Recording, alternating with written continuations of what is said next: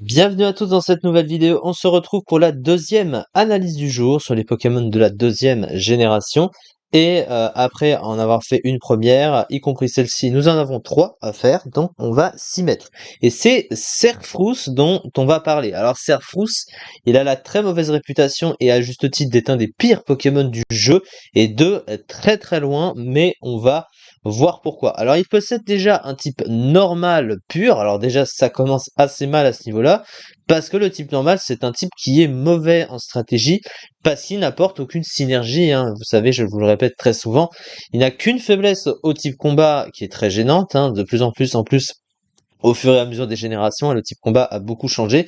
Il était moins fort au départ et le type normal était plus fort pour ça, justement, parce que il y avait moins de trucs qui le contraient, mais aujourd'hui c'est plus vraiment le cas.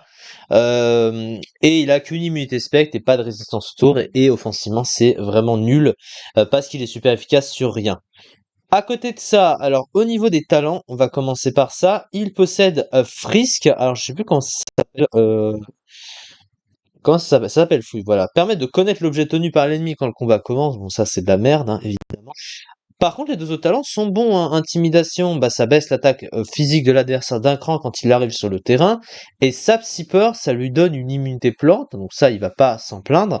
Et surtout, quand il prend une attaque plante, il augmente son attaque d'un cran. Là encore, c'est pas mal, mais il a pas les stats pour que situationnellement ce soit si utilisable que ça. Après, ça reste évidemment de bons talents. Les statistiques de Serfrousse, elles sont mauvaises, hein, sur presque tous les points en fait.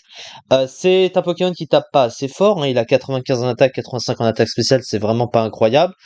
Il a une vitesse de 85, c'est pas incroyable, et il a un bulk qui lui permet pas de tanker grand chose, hein, de grosses attaques globalement, même sans être super efficaces, vont le tuer, hein. 62 défense, 65 défense spéciale, 73 PV, hein, c'est juste de la merde, il n'y a pas trop de débat à ce niveau-là. Qu'est-ce qu'il a en termes de move pool? Il est pas si pire non plus, même si c'est pas un move pool si large que ça. Il a quelques attaques offensives, il a son stab avec Damoclès, même si ça a du recul. Voilà, hein. De toute façon, les attaques de type normal, à part si ça profite pas d'un stab, c'est de la merde. Là, voilà. C'est la seule exception qui confirme la règle. Son move pool de soutien est très limité, il a pas de bon move de soin non plus.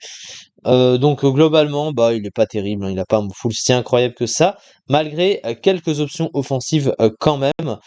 Mais voilà, ça s'arrête là, puis il a même pas de bon move de boost, hein. Il a plénitude, mais bon, il tape moins fort sur le spécial, donc c'est pas intéressant.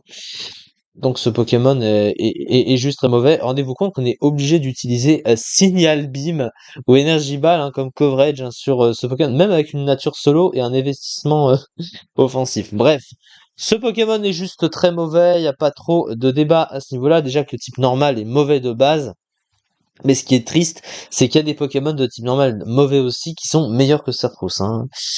Voilà, à ce niveau-là, c'est un problème, on est d'accord. Ah, je me suis trompé de... Ça m'a remis le truc d'avant, ça, c'est génial. Euh... Juste changer. Ça peut pas me le remettre? Attendez, excusez-moi pour ça.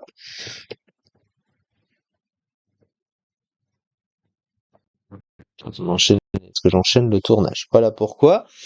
Cela étant, de toute façon, le Pokémon n'est pas revenu, hein, dans Pokémon épée bouclier, donc une bonne attaque, le talent intimidation qui aide au placement, un pool offensif correct, des défenses médiocres concurrencées par plusieurs autres Pokémon de type normal en PU, comme Mastouf, et Mastouf est pas non plus très très bon. Donc bon, vous voyez que si on te compare à Mastouf en étant moins bon que Mastouf, alors que le Pokémon est mauvais aussi, c'est que t'as un souci dans ta vie, on est d'accord.